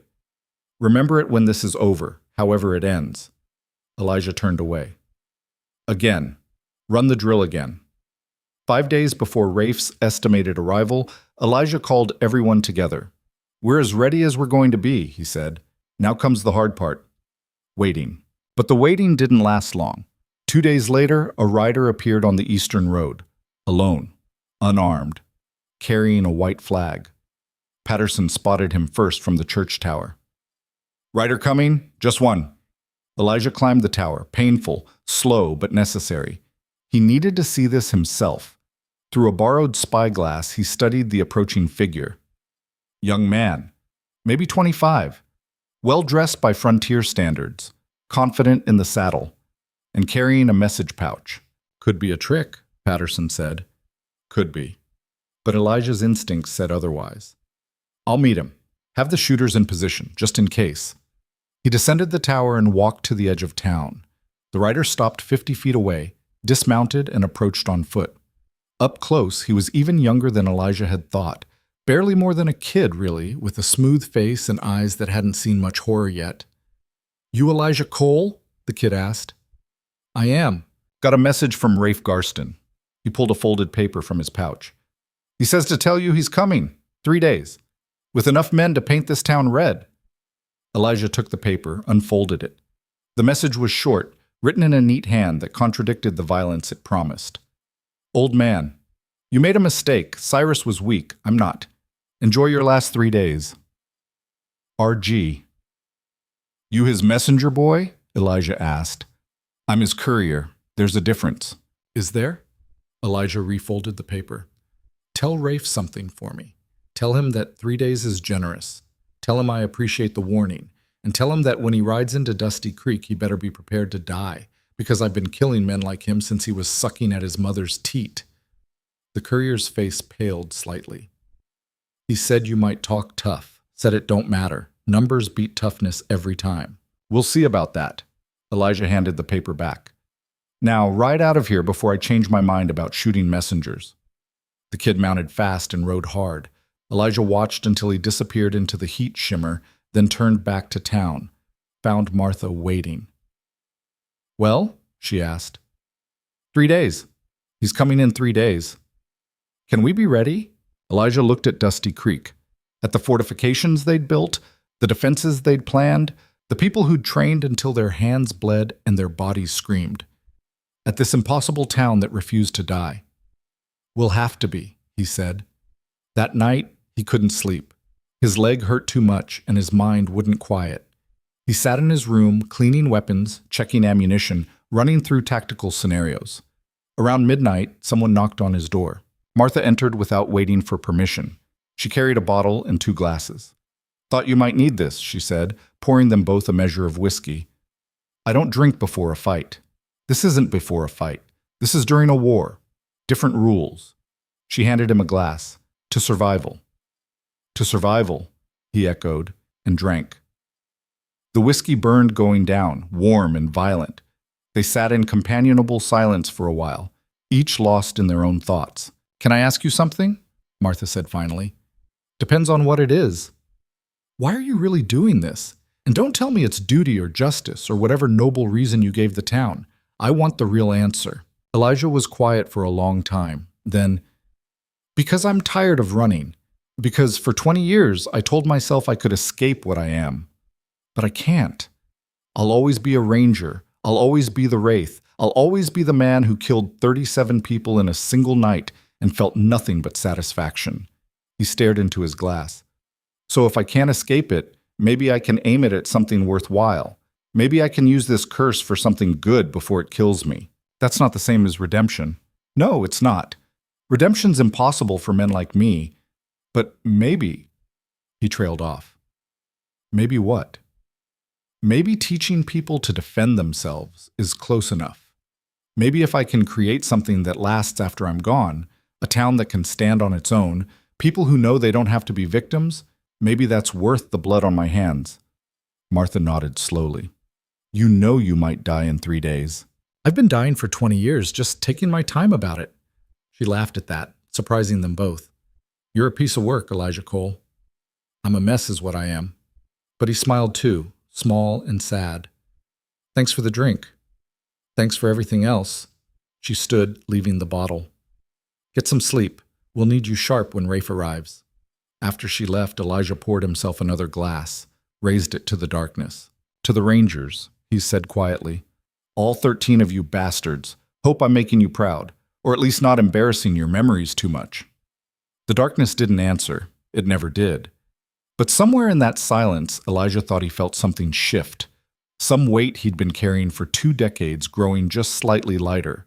Maybe redemption wasn't possible, but maybe, just maybe, he could earn something close to peace, if he survived the next 3 days. The 3 days passed like water through cupped hands. Too fast, never enough time, always slipping away. Elijah spent every waking hour preparing the town, checking defenses, running drills until people moved on instinct rather than thought. He barely slept. His leg had stopped hurting, which worried him more than the pain had. That meant either it was healing or he damaged nerves beyond repair. Either way, there wasn't time to care. On the morning of the 3rd day, he stood on the church tower watching the eastern horizon. The sun was climbing, turning the desert from purple to gold to that particular shade of merciless white that promised another scorching afternoon. Thomas joined him, carrying 2 canteens of water. Anything? The kid asked. Not yet, but they'll come. Elijah took the offered canteen, drank. The water was warm and tasted like metal. You scared? Terrified, Thomas admitted. But also, I don't know. Ready? Is that wrong? No, that's good. Fear keeps you sharp. Overconfidence gets you killed. Elijah lowered the canteen. Remember what I taught you about hesitation. Don't hesitate, but don't rush either. Move with purpose. Good. And if things go wrong, fall back to the boarding house. Regroup. Don't try to be a hero. Perfect. Elijah clapped him on the shoulder. You're going to be fine. Better than fine. What about you? The question caught Elijah off guard. What about me? Are you going to be fine? Thomas looked at him with an intensity that made Elijah uncomfortable. Because you're planning something you haven't told the rest of us. I can see it in how you've been positioning people, how you've been moving. Smart kid, too smart. I'm doing what needs to be done, Elijah said carefully. That's not an answer. It's the only answer I've got. Elijah turned back to the horizon. Go check on the western defenses. Make sure everyone's awake and alert. Thomas hesitated, clearly wanting to press the issue. Then he nodded and descended the tower. Elijah watched him go, feeling something twist in his chest. The kid reminded him of the younger Rangers back before Copper Ridge, full of righteous fire and belief that they could change the world. Most of them had died believing that. The ones who survived learned different. Around noon, Patterson climbed the tower with news. Cyrus wants to talk to you again, says it's urgent. Elijah descended carefully, his legs stiff from standing too long. They made their way to the general store, down into the root cellar where Cyrus had spent the last week in darkness. The crime lord looked worse than before. His shoulder wound was healing poorly despite Sarah's efforts. Infection had set in, turning the skin around the bandages an ugly red-purple. He was running a fever, sweating through his shirt. You look terrible, Elijah said. Feel worse. Cyrus coughed, winced. But that's not why I called you down here. Rafe's coming today. I can feel it. And when he does, he's not going to do what you expect. Explain. You're planning for a frontal assault, same as what I did. But Rafe's smarter than that. He knows what happened here, knows you've had time to prepare. Cyrus shifted, chains rattling. He's going to do something unexpected, something that undermines your defenses without having to fight through them. Like what? If I knew, I'd tell you, but think like him. What's your weakest point? Not militarily, psychologically. What would break these people's will to fight? Elijah considered that. The town's strongest asset was unity, people fighting for each other, for their homes. So the weakness would be hostages, he said quietly. He's going to take hostages. Maybe, or burn the crops, or poison the wells, something that forces you to come to him instead of making him come to you. Cyrus leaned back against the wall. I'm telling you this because I want you to win, not out of any noble reason, just because if Rafe takes this town, he'll dig me up just to kill me again, and I'd rather stay dead the normal way. Appreciate the honesty. Elijah started toward the ladder. Cole, one more thing. He stopped. What? You're planning to die today, aren't you? I see it in your face. You've got that look men get when they've made peace with not seeing tomorrow. Elijah didn't answer immediately. Then, if dying is what it takes to give this town a chance, then yeah, I'm ready for that. Waste of a good soldier. Soldiers are supposed to protect people. Sometimes that costs everything. That's the job. He climbed the ladder, leaving Cyrus in the darkness. Back above ground, Elijah gathered his core group. Martha, Patterson, Sarah, Thomas, Alice. They met in the church, away from the others. Cyrus thinks Rafe will try something unconventional, he said without preamble. I think he's right. We need to split our focus. Patterson, I want you and half the fighters maintaining the main defenses. But the rest of us need to be mobile, ready to respond wherever Rafe hits us. That spreads us thin, Patterson objected. Everything spreads us thin. We're 18 people against 60. There is no configuration that isn't thin. Elijah pointed to his map of the town, now worn and creased from constant use. But if we're mobile, we can respond to threats before they become catastrophic. Martha, I need you coordinating communications. Sarah, you're managing supplies and medical. Alice, you're our best shot. I want you in the church tower with a clear view of everything. Thomas, you're with me. Where will you be? Martha asked. Wherever the fighting's thickest. Elijah rolled up the map. One more thing. If I give the signal, 3 gunshots in rapid succession, everyone falls back to the boarding house immediately. No questions, no delays. You understand? They nodded, though Thomas looked skeptical. The meeting broke up. People scattered to their positions. Elijah checked his weapons for the 100th time. 2 revolvers, the Winchester rifle, a knife, and a small derringer tucked in his boot as a last resort. He'd learned long ago that preparation was the difference between living and dying. You never had too many weapons or too much ammunition. The sun was past its peak when Alice called down from the tower. "Riders, Eastern Road, a lot of them." "Here we go." Elijah climbed up beside her, his legs screaming protest. Through the spyglass, he counted figures. 58. Almost exactly what Cyrus had predicted. They rode in a loose formation, disciplined but not military. Professional criminals, not soldiers. That could work in Dusty Creek's favor. Soldiers followed orders even when things went wrong. Criminals had a tendency to break when casualties mounted, but there were so many of them. At the front rode a man who had to be Rafe Garson. Tall, lean, with a dark beard and eyes that were calculating even at this distance. He held up a hand and the entire column stopped, still half a mile out. "Why aren't they attacking?" Alice whispered. "Because Rafe's smarter than Cyrus. He's assessing, looking for weaknesses." Elijah watched through the spyglass. "And he's probably noticed that the town looks defended, probably wondering if we're bluffing." Rafe called something to his men. 5 riders broke off from the main group, circling wide to the north. Another 5 went south. "Flanking," Alice said. "More than that, he's probing, testing our response."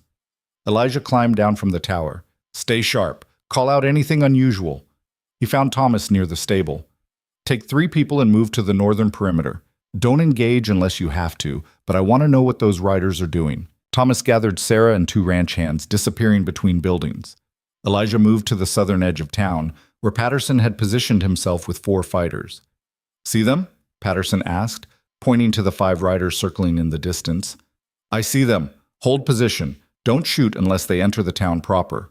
But the riders didn't enter. They just circled, staying well out of rifle range, clearly counting buildings and defensive positions. After 10 minutes, they rode back to rejoin the main force.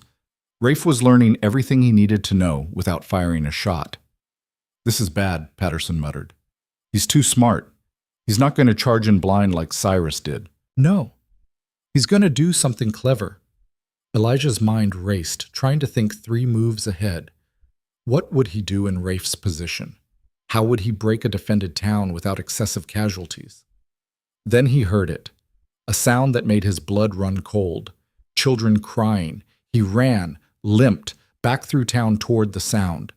Found a small crowd gathered near the edge of the settlement. Thomas was there, his face pale with rage. "What happened?" Elijah demanded. "Those riders to the north. They weren't scouting." Thomas's hands were shaking. "They grabbed the Morrison kids. 2 of them were playing in the wash north of town. The riders just took them." "No." Elijah felt something crack inside his chest. He'd positioned everyone to defend the town itself, hadn't thought about the approaches, the blind spots where children might wander. "When?" he asked, his voice deadly calm. "Maybe 5 minutes ago. Their mother just realized they were missing." Mrs. Morrison was being held back by 2 other women, sobbing, trying to break free and run after her children. Elijah walked over to her. "Ma'am, look at me." He waited until her eyes focused. "I will get them back, I promise you that. But I need you to trust me and stay here. Can you do that?" She nodded, tears streaming down her face. Elijah turned to the crowd. "Everyone back to positions. This is what Rafe wanted, to make us emotional, to make us reckless. Don't give him the satisfaction." But inside he was already planning, already calculating, already accepting what this was going to cost. He climbed back up the church tower. Through the spyglass, he could see Rafe's camp. The main force was setting up a perimeter, clearly planning to siege the town. And there, in the center, were 2 small figures.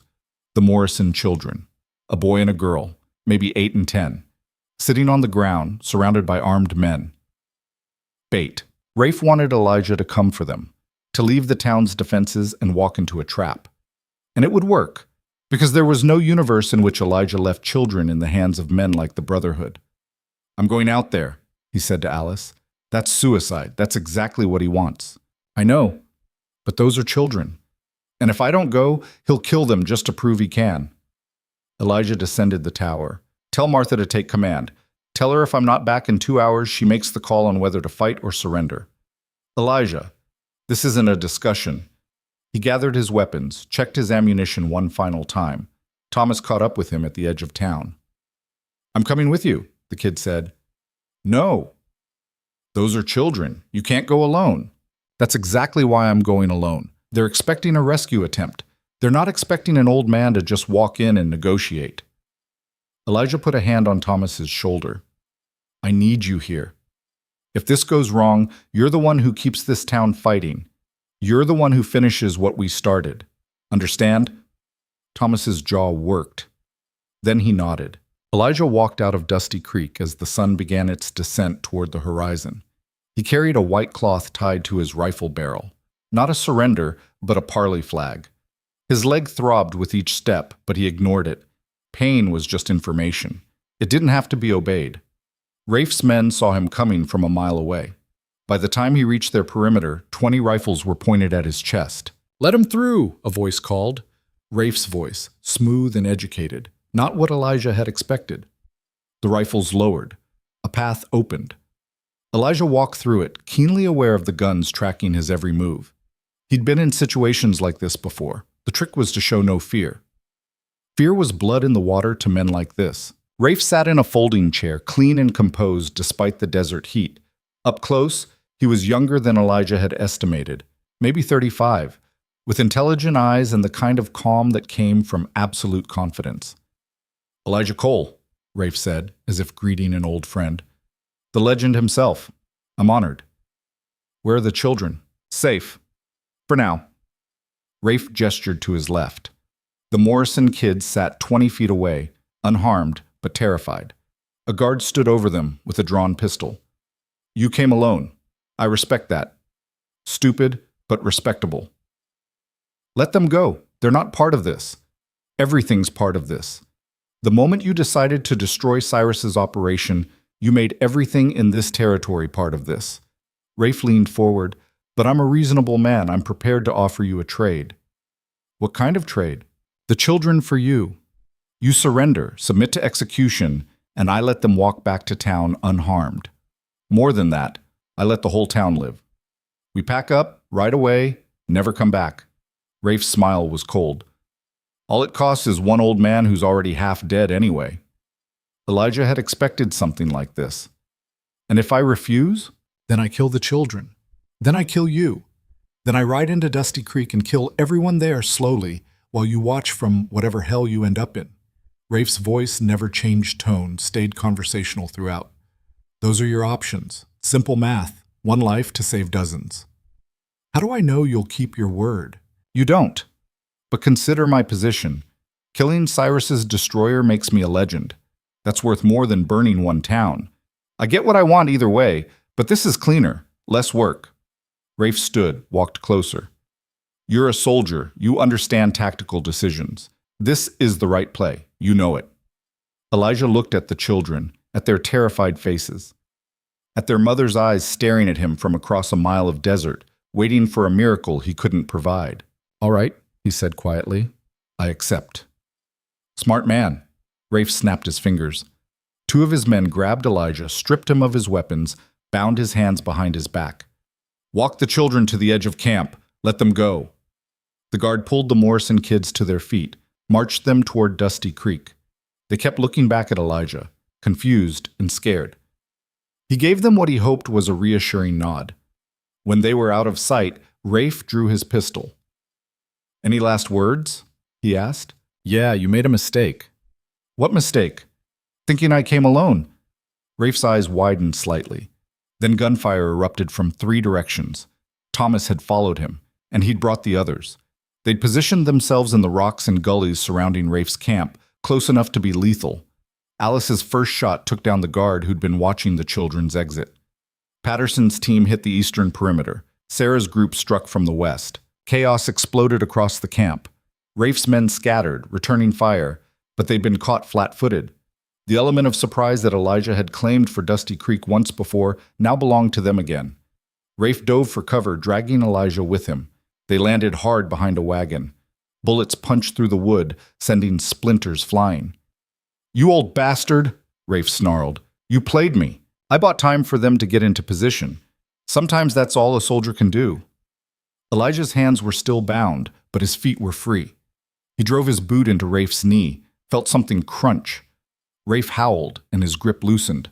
Elijah rolled away, struggling to his feet. A Brotherhood member charged him, knife drawn. Elijah couldn't defend properly with bound hands, so he did the only thing he could. He ran at the attacker, lowering his shoulder and driving into the man's midsection. They both went down. The knife clattered away. Elijah brought his knee up into the man's groin, then slammed his forehead into the man's nose. Felt it break. The man went limp. Someone cut his bindings.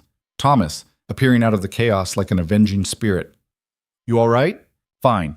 We need to end this fast before they regroup. Elijah retrieved his weapons from where they'd been piled. Where's Rafe? There, Thomas pointed. Rafe was limping toward the horses, clutching his ruined knee, trying to escape. Elijah raised his rifle, aimed, and lowered it. He could make the shot. Easy, center mass, 50 yards, clear sightline. One bullet, and Rafe Garson would cease to be a threat. But something stopped him. Some voice in the back of his mind that sounded like all the rangers he'd served with, all the men who'd died at Copper Ridge, all the ghosts he'd been carrying for 20 years. Killing Rafe wouldn't end the cycle. It would just feed it. Another body. Another ghost. Another piece of his humanity carved away in the name of necessity. Let him go, Elijah said. What? Thomas stared at him. He'll just come back. He'll go back to whatever hole he crawled out of and tell everyone that the Iron Brotherhood got their asses handed to them twice by a dying town. He'll tell them that Elijah Cole is still alive, still dangerous, and that Dusty Creek is off limits. Elijah kept his rifle lowered. We don't need to kill him. We just need to break him. Rafe reached a horse, hauled himself into the saddle. Around them, the Brotherhood was retreating, their will to fight shattered by the ambush. They were criminals, not fanatics. When the cost got too high, they ran. Rafe looked back once, his face twisted with rage and humiliation. Then he spurred his horse and rode hard to the west, followed by what remained of his force. The shooting stopped. Silence crashed over the desert like a wave. Thomas lowered his rifle slowly. We won. We survived. That's not quite the same thing. But Elijah allowed himself a small smile. Though it's close enough. They gathered their people, no casualties, miraculously. A few wounds, but nothing serious. The Morrison children were back with their mother, who wouldn't stop hugging them and crying. The remaining Brotherhood members who'd been too wounded to flee surrendered without resistance. The walk back to Dusty Creek was long and slow. Elijah's leg finally gave out halfway there, and Thomas and Patterson had to help him the rest of the way. By the time they reached the boarding house, the sun was setting and painting the desert in shades of amber and purple. Martha was waiting with medical supplies. You scared the hell out of me. Sorry, had to do it. Elijah let them help him to a chair. How's the town? Intact, grateful, confused about what happens next. She started cleaning a cut on his forehead he didn't remember getting. So what does happen next? That was the question, wasn't it? Next we rebuild. Properly this time. Not just defenses, but everything. A real town, with real law. Elijah looked at Thomas. And we're going to need a marshal. Someone young enough to last, smart enough to lead, and tough enough to enforce the law when it needs enforcing. Thomas's eyes widened. You're not suggesting, I'm not suggesting, I'm telling. You've got the skills, you've got the heart. And this town trusts you. Elijah pulled the ranger coin from his pocket, the one he'd carried for 20 years, held it out. I can't make you an official ranger. That organization's dead. But I can give you this. Let it remind you of what you're fighting for. Not revenge, not glory, just people, just protection. Thomas took the coin with shaking hands. I don't know if I can. You can. I've seen it. Elijah leaned back, exhausted. Just don't make my mistakes. Don't let the violence become who you are. Remember that every life matters, even the ones you're fighting against. Remember that mercy isn't weakness. It's the hardest kind of strength. Over the next few weeks, Dusty Creek transformed. Word spread about what had happened, how a dying town had twice beaten the Iron Brotherhood, how ordinary people had become extraordinary defenders. Other towns sent representatives, asking for advice, for training, for hope. Elijah gave it to them. He trained their fighters, helped them organize their defenses, taught them everything the Rangers had taught him. But he also taught them something the Rangers had never understood, that the goal wasn't to become harder, meaner, more willing to kill. The goal was to become strong enough that killing wasn't necessary, to build communities that could stand together rather than warriors who could stand alone. Thomas grew into his role as marshal. He was fair but firm, compassionate but not soft. He made mistakes, everyone did, but he learned from them. And he wore the Ranger coin on a chain around his neck, a reminder of what had been and what could be. Cyrus was eventually transported to the territorial capital for trial. He hung 3 months later. His execution was quick and clean, just as he'd wanted. The Iron Brotherhood fragmented without leadership, individual cells either disbanding or being absorbed into other criminal operations. The name became a cautionary tale rather than a threat. Rafe Garson disappeared entirely. Rumors placed him in Mexico or California or dead in a ditch somewhere. Elijah didn't particularly care. The man had been broken, his reputation shattered. That was punishment enough. As summer turned to fall, Elijah knew it was time to leave. His leg had healed as much as it ever would. The limp was permanent now, a reminder of everything that had happened. But more than that, Dusty Creek didn't need him anymore. They'd found their own strength, their own voice. He'd just been the catalyst. He told Martha first. They were sitting on the boarding house porch, watching the sun set over a town that now bustled with life and purpose. "You're leaving," she said. Not a question. "How'd you know?" "You've had that look for days. Like you're already gone, just haven't told your body yet." She sipped her coffee. "Where will you go?" "Don't know. Maybe nowhere. Maybe everywhere." Elijah watched the sky turn from blue to orange to purple. "I spent 20 years running from what I was. These last few months I learned I can't run from it. But maybe I can live with it. Maybe I can be what I am without letting it consume me. That's not an easy road.